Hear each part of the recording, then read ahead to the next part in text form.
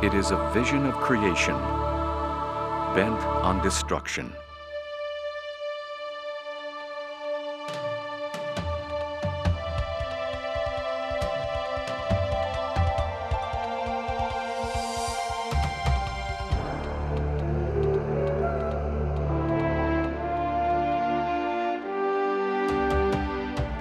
Now, from air, land, and water, we probe the secrets of Niagara Falls.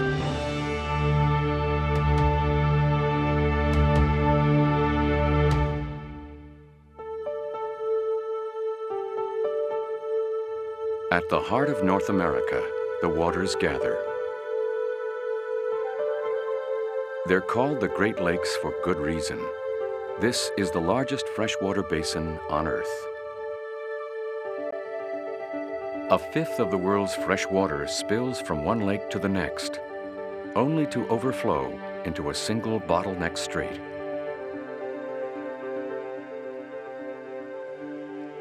The banks close in. The current picks up speed. A watershed spanning more than 250,000 square miles is transformed into narrow rapids and propelled over a single precipice.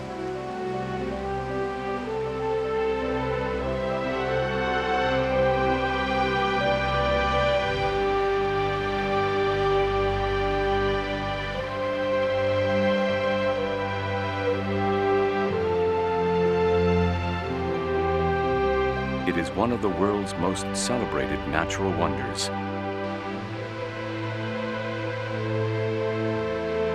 Every second, 400,000 gallons spill from the heights of Niagara Falls. We think of it like Gibraltar or Everest, as something eternal and constant. But in fact, Niagara's life has been remarkably short and violent. It is a cauldron of power, hurtling towards its own destruction. What is its life story?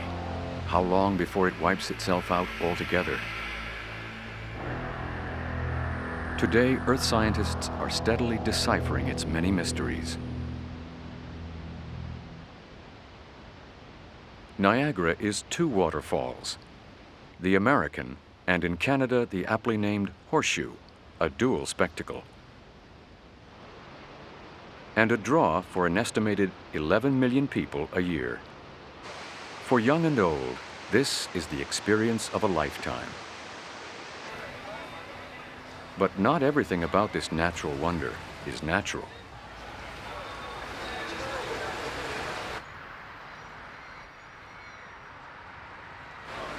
What has become of Niagara? Time has made a public spectacle of it.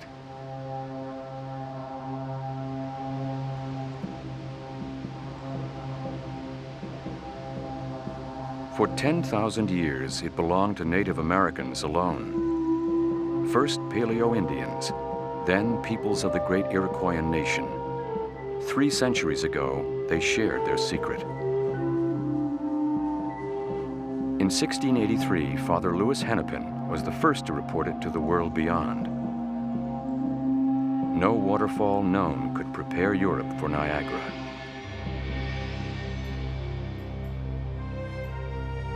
In the coming centuries, explorers were followed by frontiersmen, settlers by travelers. They were sheer romantics in search of a latter-day Eden. Niagara Falls became the site of the world's first railway suspension bridge, America's first state park, and one of North America's first real tourist attractions.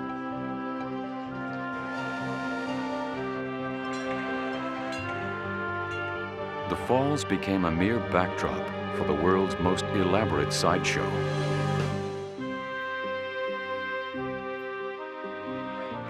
They crossed with peach buckets on their feet, on bicycles. The great Blondin even carried his manager on his back. Some walked Niagara's waters, during ice jams. Periodic freezes left the Niagara River choked solid, bringing the adventurer out in everyone.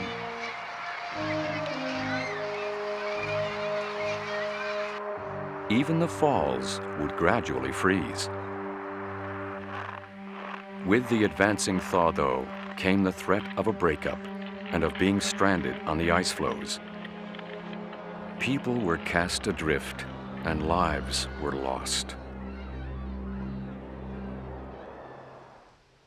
Others performed the most fabled feat of all. The first to go over in a barrel was an unlikely daredevil, Annie Taylor, a 63-year-old schoolteacher. She used a simple oak cask and a bicycle pump for oxygen.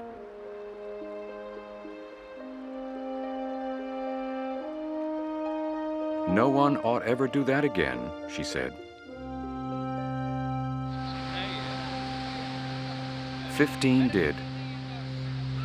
10 lived.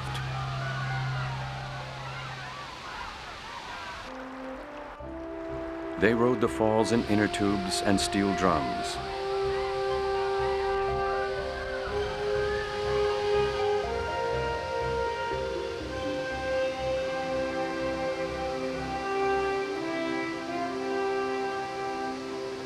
They thrilled the crowds.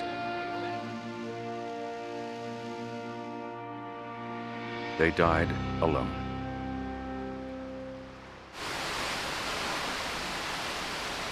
The falls was something to be conquered, and what went for the tourist trade went for science too. Niagara is a dynamo, and a century ago, entrepreneurs set out to exploit it. Here, Thomas Edison first attempted to harness a strange new power called electricity. And here, Nikola Tesla outdid him with his own great stride, alternating current. He predicted the falls alone could generate enough electricity to drive all America's industry. The factories sprung up along the riverbank. Commerce, like the tourist trade, was reinventing the falls. But Niagara was defiant. 1938, the Honeymoon Bridge was an engineering feat, now at the mercy of a cold snap. Ice had seized its supports. Inch by inch, the frozen river's advance wrenched it apart.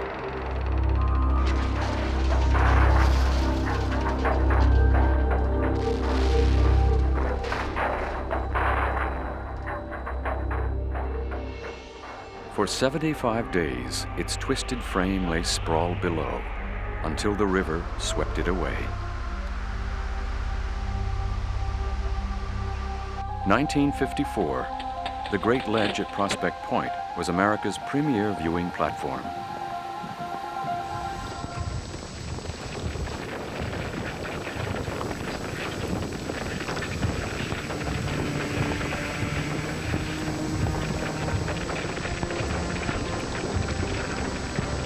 At 185,000 tons, it was the largest collapse ever recorded here.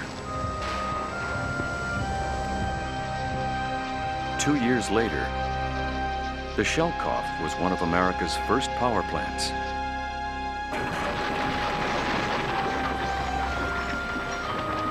Niagara reclaimed the riverbank.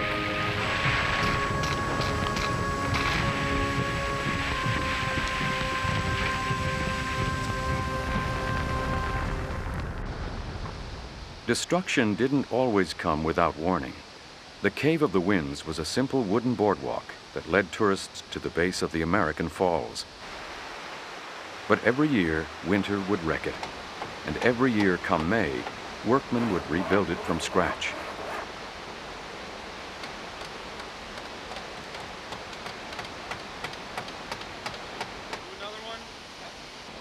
Another tourist season approaches. For the 74th time, Cave of the Winds is being built by hand.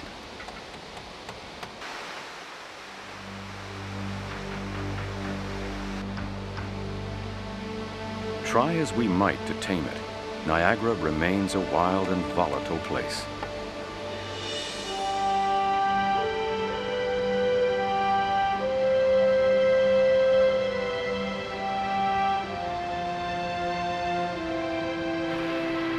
A century ago, we set out to master the falls. Now we recognize we must first understand it.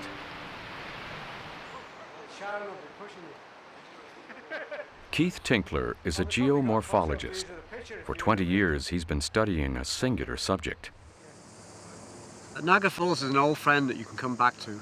Somebody who sort of lives not too far away, that you can have a look around and see if there's anything new that you might work upon. It's just a comforting feeling to have such a huge geological process, such a natural wonder, just sat there waiting to be investigated. For Tinkler's students, a walk down these riverbanks is a guided tour into the past.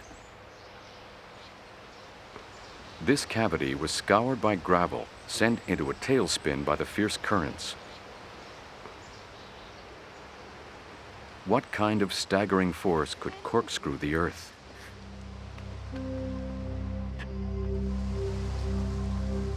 The same force that carved Niagara Gorge. Believe it or not, this too is a product of the falls. Over the years, the waterfall itself actually moved. Along this corridor, inch by inch, it ate its way up the river.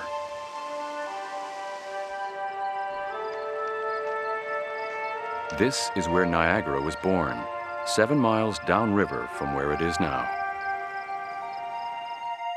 From here, over time, it receded, slicing the Earth's crust like a knife.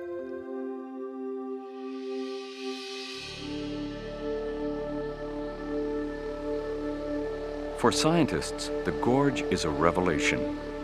By cutting it, Niagara laid bare a cross-section of ancient history. It's very difficult to get people to think in terms of thousands of years, hundreds of thousands of years, and then into millions and tens of millions of years. It's very difficult to do that. Then when you look in the walls of the gorge, you've got many hundreds of millions of years back in time. And so you can try to make students understand. Niagara has divulged the Earth's secrets. 440 million years ago, climatic upheaval caused a change in the strata and a mass extinction.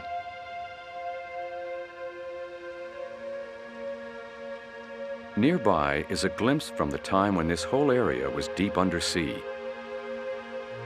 The mud was gnarled like putty by a massive earthquake, or perhaps the impact of an asteroid.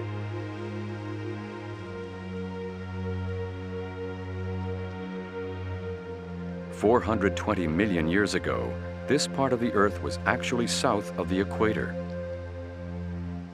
This is the fossilized sweep of a tropical tide.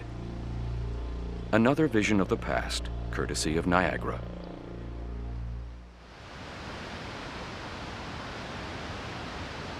The fall's erosive power has been a boon to geologists. And yet, in revealing the Earth's history, it destroyed clues of its own past. What is Niagara's life story? To find the answer took a revolution in thought.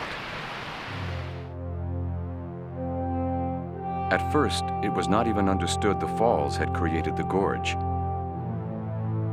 That discovery was proposed around 1760, and it came in handy for a new movement.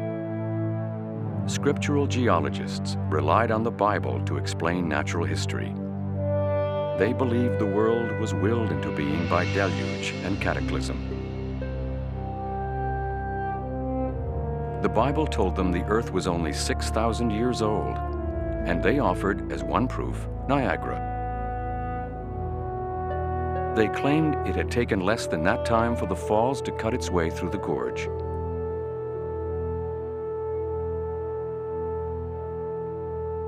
Enter the Dean of Modern Geology. Charles Lyell came to Niagara in 1841 with a radical approach.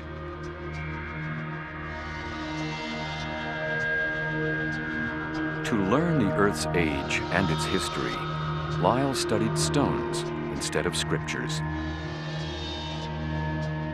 He read the rocks. He tallied the slow and steady effects of erosion. It was he who inspired Charles Darwin to recognize we can observe the forces that shaped creation. They're still at work today.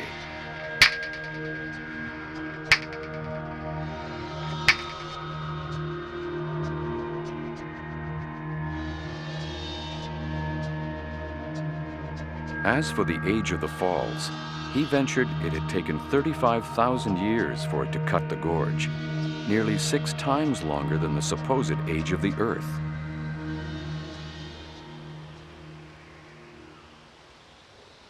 Lyell had disproved scriptural geology by describing Niagara's dynamics. But he had no way to confirm its age. There was only so much that Lyell could do. He used all the tools he had available, and he came up against a dead end. Today, Keith Tinkler's students walk in Lyell's footsteps. Well, I think you know what you're looking for. So this is the sort of slope to look on because the little shells wash out and down the slope. So off you go. Scientists can finally tell how old the falls actually is. They can even know when it blazed its way along each stretch of the gorge, thanks to a tiny messenger across time. Well, I guess we've got one here. See, it's a small freshwater snail. Geology was revolutionized by carbon dating.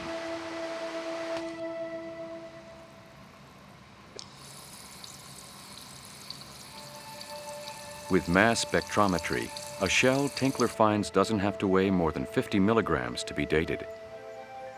Its very atoms are stripped apart, propelled at 6,500 miles per second, and its radiocarbon traces tallied in a matter of hours. Carbon-14 has a known rate of radioactive decay, so the less of it, the older the specimen. We can read Niagara's shores like a clock. Lyell nearly tripled the real age of the falls. In fact, Niagara has moved its 7 miles in only 12,500 years.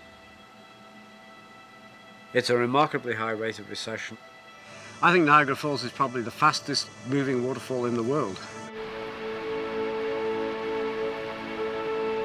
At the height of its power, Niagara moved as much as 5 feet a year.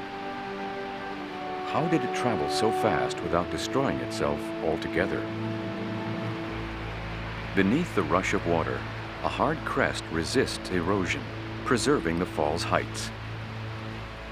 The lip protrudes as below it, the softer shale flakes away. But over time, the caprock is permeated by seepage, forcing fissures, severing it in great blocks. The results lie at the American Falls' feet, testament to its relentless power.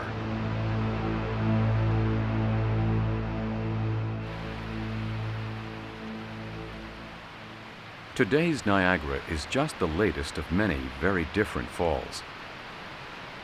Every step of its journey here, it has changed shape and size to ever more dazzling effect. Imagine if we could experience the Niagaras of old that graced this river 1,000, 5,000, 10,000 years ago. There is a way, thanks to clues the falls left us. As it moved, it dug a series of holes, or plunge pools, along the river bottom. To find out how deep they are, scientists can take measurements, or soundings. They can then tell what the waterfall that carved them must have looked like. The deeper a plunge pool is, the larger its falls was, or the longer Niagara stayed there. It sounds simple, but easy it isn't. In 1901, a daredevil learned that the hard way when he tried to sound Niagara's rapids. His boat, christened the Fool Killer, was filmed by Edison himself. It sank. No soundings, but no fools killed either. 4 years later, Another effort, no less valiant, scored results. Geologist Joseph Spencer was the first to successfully plumb Niagara's depths. He took his readings aboard a rowboat. He hung his gear from a cable above the rapids. And perhaps of all the sounding efforts he made, the most interesting is the one at the waterfall itself. What Spencer was trying to do was quite amazing. The technology was very simple, but it was a very daring experiment. Into a cone, weighted with lead, he placed 2 tubes, treated with water-sensitive paint. Because of the air pressure in the rods, water entering them would meet with resistance. But the deeper they'd sink, the more of their length would be flushed, the more telltale paint would be discolored. So that when they came up, he'd be able to tell exactly how deep the buoy had penetrated. What I wanted to do was to make a jerry-rigged version of this.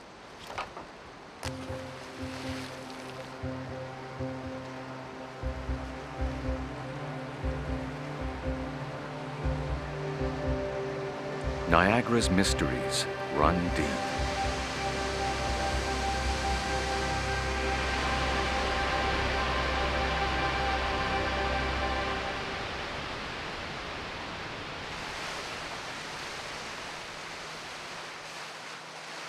For geologists, depth soundings do more than just round out Niagara's profile. Changes in the falls through time mirror changes in the entire Great Lakes system that fed it. Okay, I can see it. I can see the flag in the fast water. In many ways, I think Spencer was trying to do what we're trying to do. He was trying to get a complete picture. He was trying to relate that picture to the Great Lakes in general.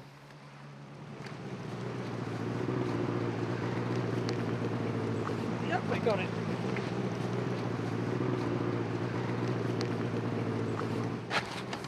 There we go. You see the orange, the difference between the orange and the red? The red was flushed wet.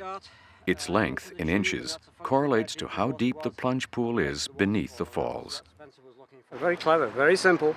I don't think there's any easier way to do it, even now. We've sort of replicated it, but I don't think there's any direct way of getting that measurement even now, so Spencer's still ahead of the game. Spencer found that the plunge pool at the base of the Horseshoe Falls is 70 feet deep. To this day, many of his painstaking readings remain the last word on the maps. In the rise and fall of the riverbed, an epic story unfolds. The glaciers that now cap the globe once blanketed all North America. 14,000 years ago, when mastodons roamed the continent, the ice here began to dwindle, receding northward. In its wake, it left vast pools of meltwater, the early Great Lakes. As it retreated, it also swept away wide stretches of land with it. But a hard-capped shelf resisted, the Niagara Escarpment, a 900-mile-long cliff that endures today. Spilling across it came the runoff from the Great Lakes. Niagara began as just a trickle. 12,000 years ago, Niagara's waters came from only 3 of the 5 lakes. Thousands of years passed. Changing water levels and subtle shifts in the Earth's crust redirected the lake's waters. Niagara shrank and grew with their fickle flow. 4,000 years ago, the falls unleashed its power. It broke through to an ancient gorge, violently flushing the trench clear of loose debris. It may have only taken days for it to plow a mile upriver. Since then, the Great Lakes have been relatively stable, but Niagara has been restless as ever. Only 700 years ago, it had yet to split in 2. Imagine the spectacle when it towered in one continuous wall of water, 1,200 feet across.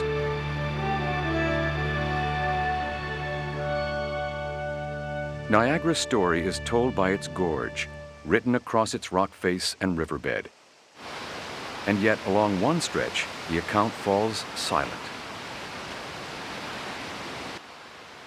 No depth soundings have ever been recorded along Niagara Glen. The currents are too turbulent to permit it. Here, in one of the most touristed spots in the world, is a place the river has kept all to itself. Until now. Well, the nice thing is we hope to actually see a picture of the bottom. Get the texture and the terrain. Right. Keith Tinkler is taking a high-tech approach. Well, we'll do what we can. The U.S. Army Corps of Engineers has perfected a new technology. Light detection and ranging, or LiDAR, uses laser to collect soundings. Going to survey. Oh. Hey, I gotta reinitialize. The crew has conducted surveys across the country. This one is something altogether new. We're getting a great view, huh?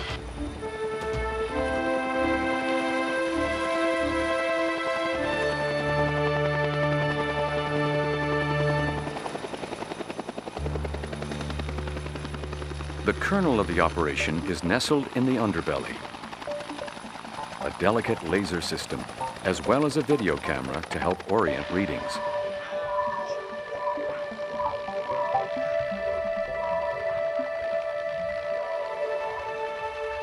Usually, the team is called in to survey coastal waters, not rapids. Whitecaps can reflect light, so they're less likely to allow the laser's beam to pierce their depths. It all depends on conditions. LiDAR will produce a vivid three-dimensional image of the riverbed, if all goes well.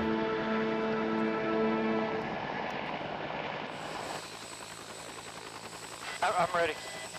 Okay, let's see, 600 feet. We need 200 feet more up. In just a few hours, LiDAR can accomplish what it would take sonar days to do. At 400 pulses per second, a pair of laser wavelengths are fired. The interval between surface and bottom returns, distinguishes depths. But the river isn't giving in so easily. Power looks good, returns look strong. We're just not getting any depths, any bottom returns. The problem isn't just rapids, but something unexpected. The river looks like glacial silt. The water is simply too clogged with sediment. If you can't get them now, you sure aren't going to get them for the next stretch. No, I think we're going to call it after this. Factor ready, we're shutting down. The data is processed virtually instantaneously.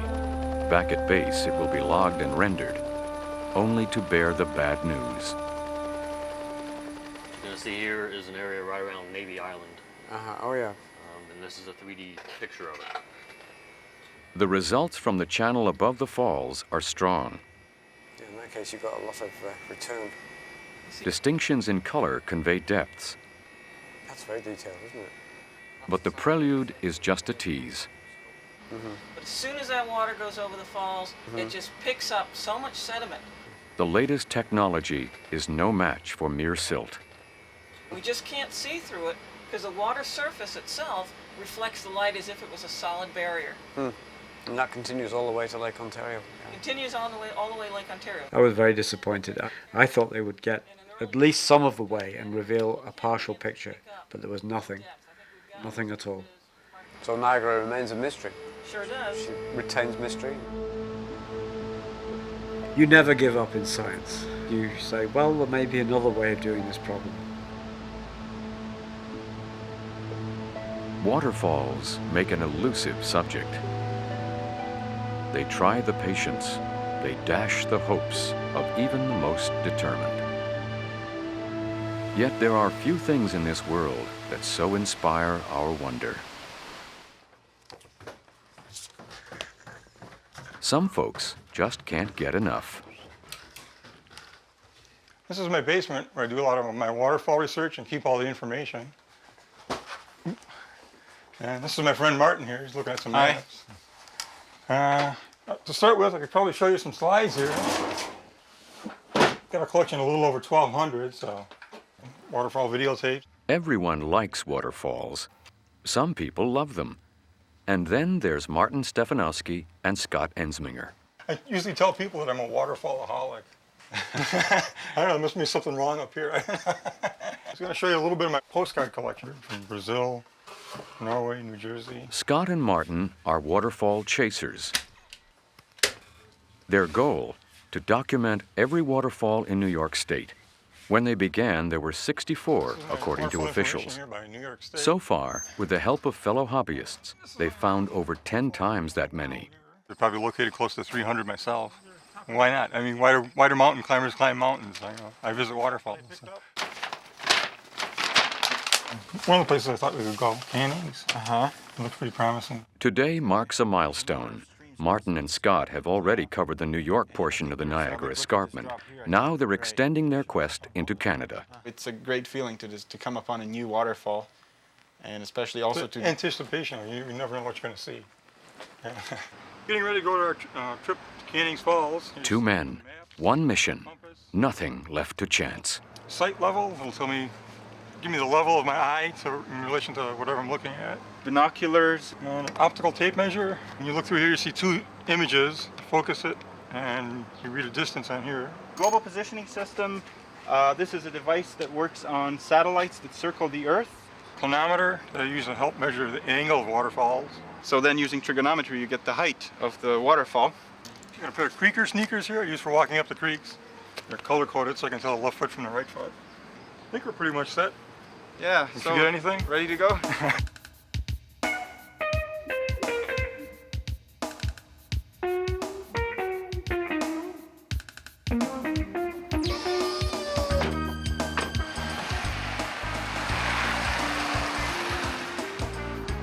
Half the thrill of getting to a waterfall, I think, is the adventure of getting there.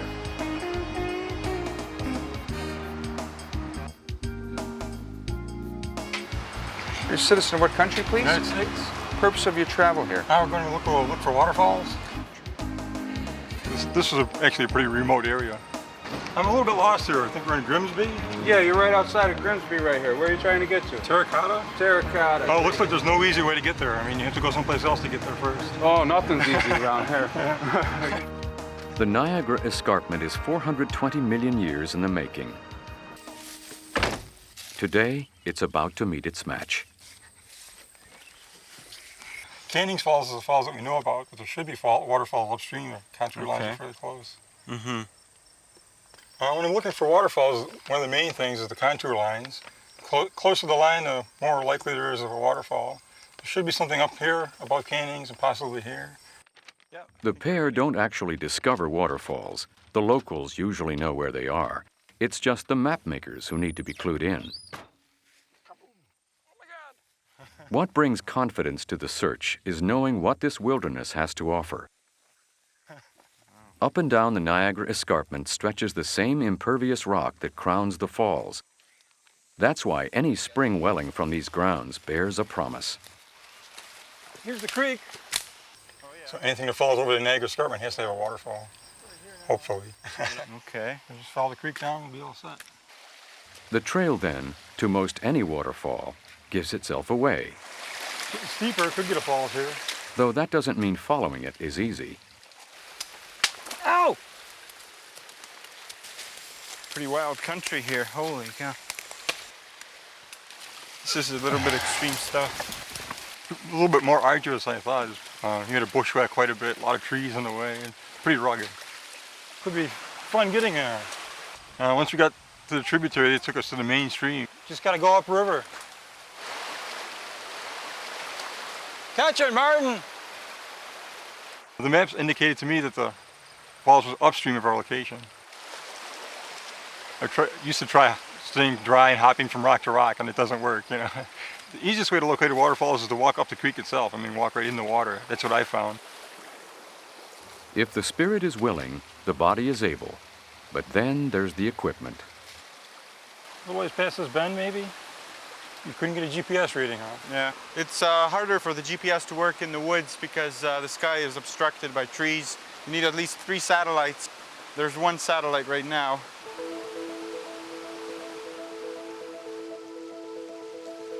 Then the river takes a turn, Got a good feeling right now. and so does their luck. Looks impressive. The journey's first rewards. Canning's Falls. Fantastic. Canning's has earned its place on the map. It's 2 cascades stacked in tiers. You gotta find a way around this somehow. Looks pretty tough. But for these connoisseurs, this is just a stop.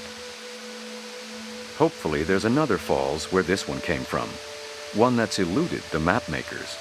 There should be waterfalls upstream, I hope.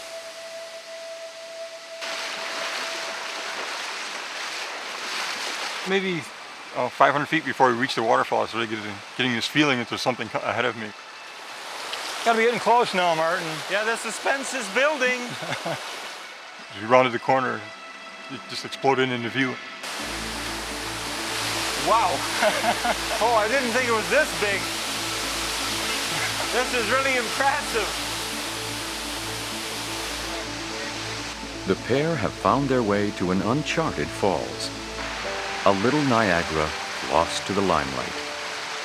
Tried to Niagara Falls, I like this one a little bit better. Let's see, first we'll measure the angle. Okay. A once secret waterfall will be duly reported to the authorities, no doubt only to remain anonymous. Sounds about right. Nobody knows about Niagara's sisters along the escarpment. To me, some of them are almost as fantastic as Niagara. And you can get closer to them, you can stand right next to them and enjoy them. Scott and Martin live near Niagara, but it's here they are drawn, far from the tourists, to appreciate waterfalls. Why are people attracted to falling water? Once again, science ventures an explanation. Water molecules, when vaporized, are transformed. Their electrons may bounce from one to the next. These overcharged negative ions are prevalent at a waterfall, and according to theory, the effect is intoxicating.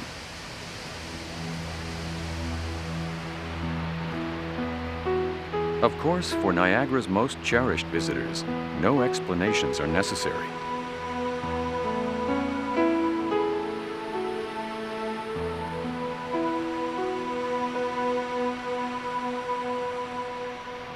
Sadly, though, the falls casts its spell on those of another mind as well.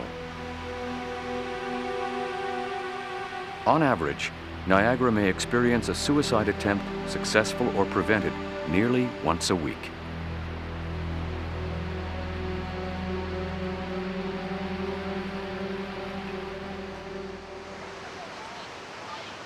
What makes the number hard to pin down is that not every casualty is intentional. When people cross paths with cliffs, rapids, and falls, accidents are bound to happen.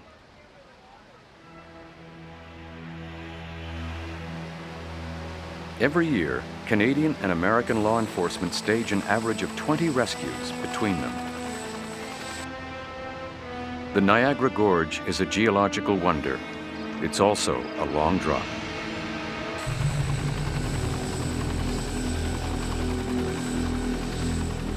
Everyone likes to get as close to the brink as possible, and once in a while that person will go a little bit just too far and slip, and then we're called and we're responsible for getting them out of there.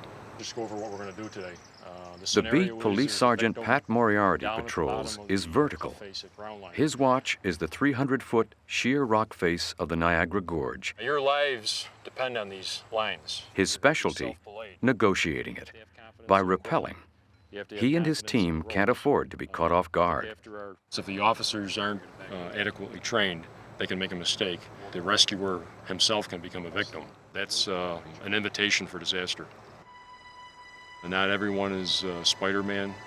So usually when we first take them up to the top and have them take a look over, I'd say probably 99% are a little bit in shock at first. Long drop. I hope I can get down there safely.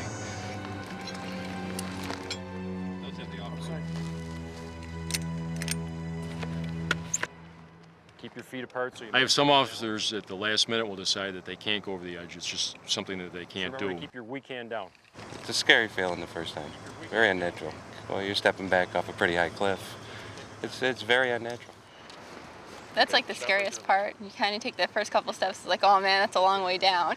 I wish I was down there already. Just get me to the bottom. Moriarty's recruits must know these cliffs more intimately than any geologist. Okay, you got it. Just go slow. Their footing is shale. The same soft rock that enabled the falls to carve the gorge makes their descent all the more dangerous.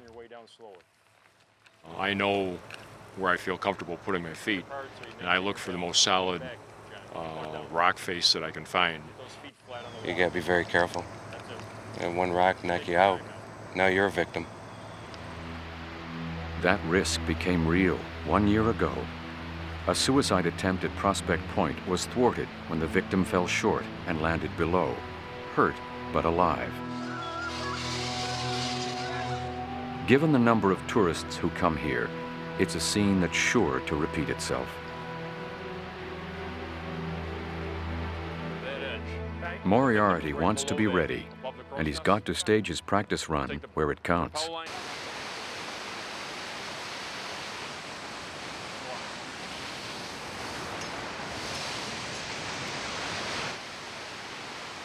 Our plan is to have one of our officers act as a victim.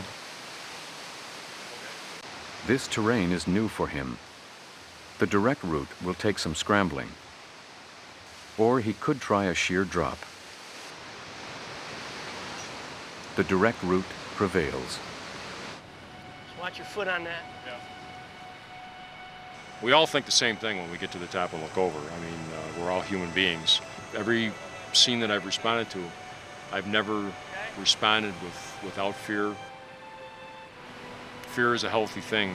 The day that I get to the scene and everything is blasé, it's probably the time I should get out of it.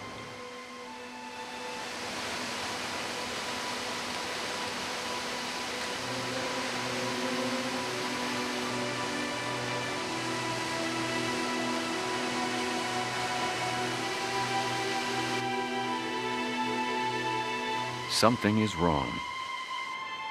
It's riskier climbing than rappelling, but Moriarty wants up.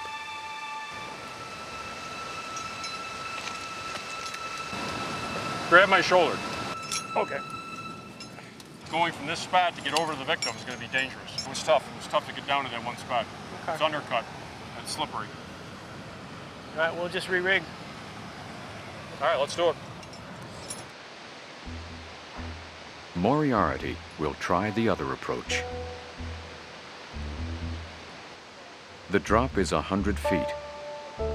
The geology of the gorge takes on a whole new meaning when your life depends on it. You have to read the rock face. I'm choosing the area that I put my feet, and when I place my feet onto them, I do it carefully and slowly, and hopefully everything will hold.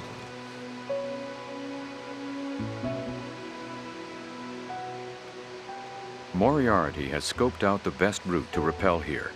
Better now during a drill than on another day when lives will be on the line. Okay, you're clear. Hold up, Clyde. Niagara is a battleground between water and rock. To give tourists their day here, no effort is spared. And what's good for sightseers is golden for science. Keith Tinkler is not about to give up. He's found a new way to read Niagara Glen. The one boat that can effectively ply these waters is a tourist operation.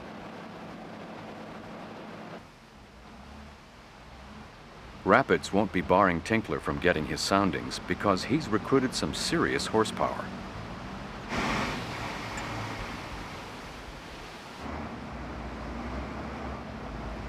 The plan is simple. If light can't penetrate Niagara's waters, perhaps sound can, with sonar. What we want is to go from this rock on the right-hand side across to the upstream one of the two double rocks there. Okay. Back and forth, they'll troll a cross-section of the river. Just to maintain position, the jet boat must idle at 20 miles per hour to hold steady. As they methodically pace the water, a picture begins to emerge. Luckily, we're getting enough signals down and back that we're actually seeing the bottom. Oh, it was a big deal getting the soundings. For the first time you actually see the bottom of the river, a hint of what it looks like, to get that information out of the river, to defeat the river, and to have it in front of you and have that picture that you can work with. In the cryptic scrawl of a chart, a chapter of Niagara's past is revealed. 8,000 years ago, when the falls was moving past the glen, it was funneling the waters of only one of the Great Lakes. Its flow was just 10% of its present volume.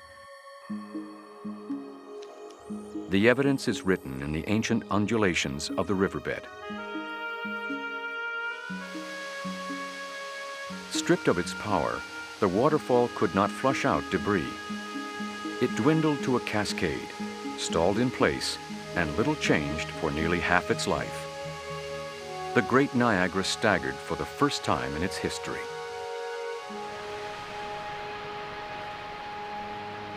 But not the only time. Today as well, the falls gets only a portion of its waters.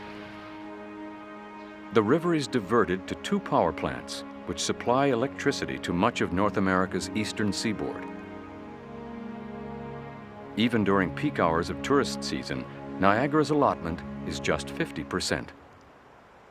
What's happening at Niagara now, of course, is something of an analogy to that situation. At Niagara Glen, it choked down to 10% of the flow, and currently, of course, the overall flow at Niagara is choked down. So the reduction in flow at Niagara Glen teaches us something about what would happen at the present falls. Deciding how much water the falls gets was once the prerogative of the Great Lakes. Now it's up to mere mortals.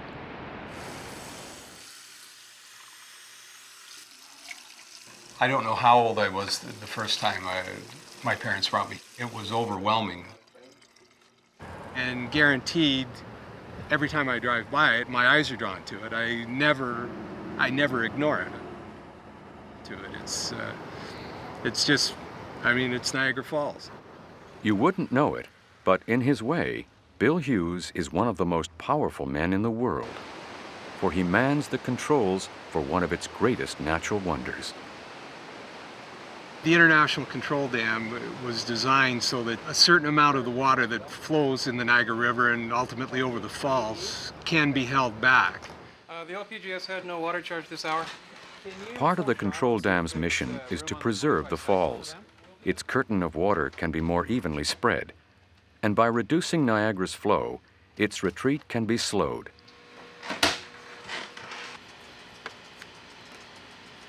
Here at Bill Hughes's fingertips, the floodgates are opened.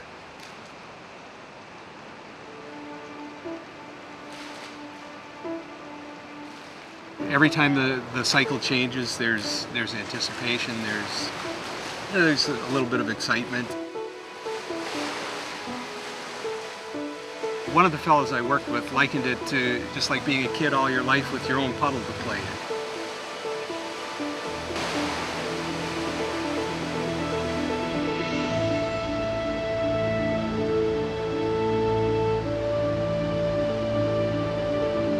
It seems like a win-win situation.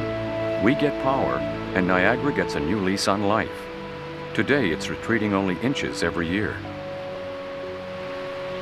But how has the falls changed in the process? The American Falls provided some answers in 1969. Without enough flow to sweep away debris, its pile of rockfall had swollen to over half its height. The falls seemed poised to bury itself and gradually dwindle to mere rapids, just like it did at Niagara Glen. While America was putting a man on the moon, it was staging another feat. Its falls would literally be turned off to find what could be done to save it. Across the 600-foot channel that feeds it, a dam was mounted. A shovelful at a time, a current of over 30 miles per hour was beaten back and redirected to the Canadian Falls.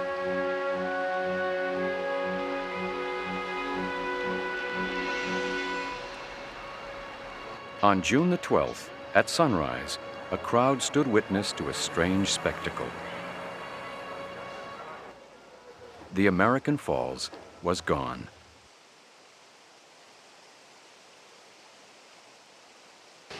Over the next 5 months, engineers worked the rock face.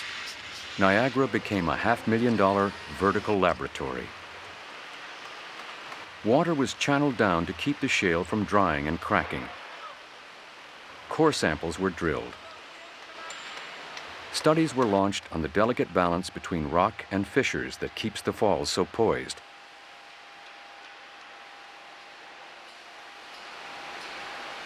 Predictions were ventured on imminent collapses, and precautions were taken to head off any surprises on the job site.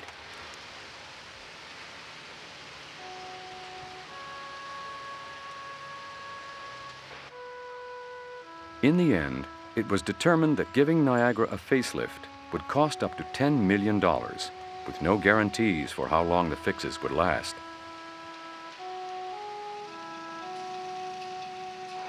On November the 25th, work began to revive the falls. Unleashing it took little coaxing.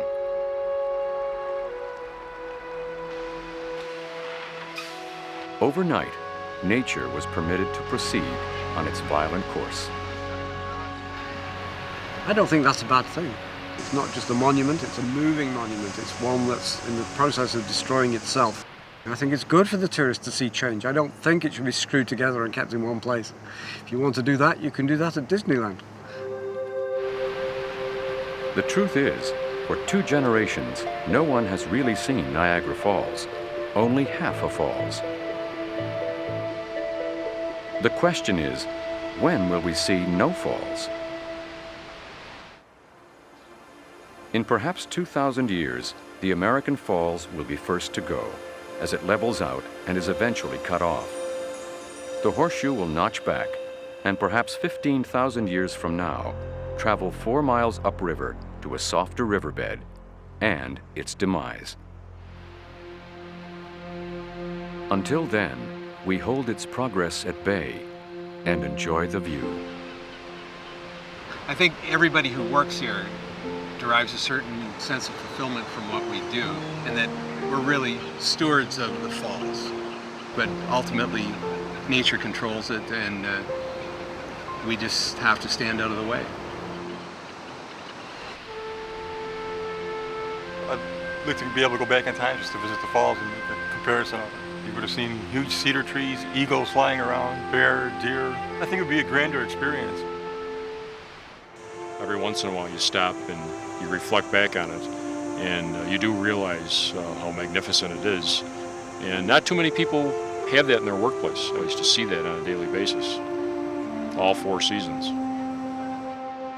From time to time I can be very emotional about landscape. And of course it's very controlled now, so I think it's a bit like putting your best friend into an institution and then saying, how do you like him, you know?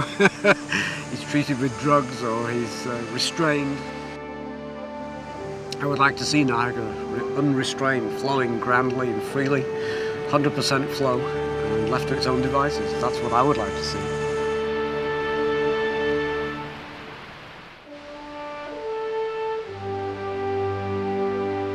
Once, we looked to Niagara to tell us the age of creation. Now we are the masters of its time on Earth. Stubbornly, we ask it to linger a little longer. But stay forever, it won't.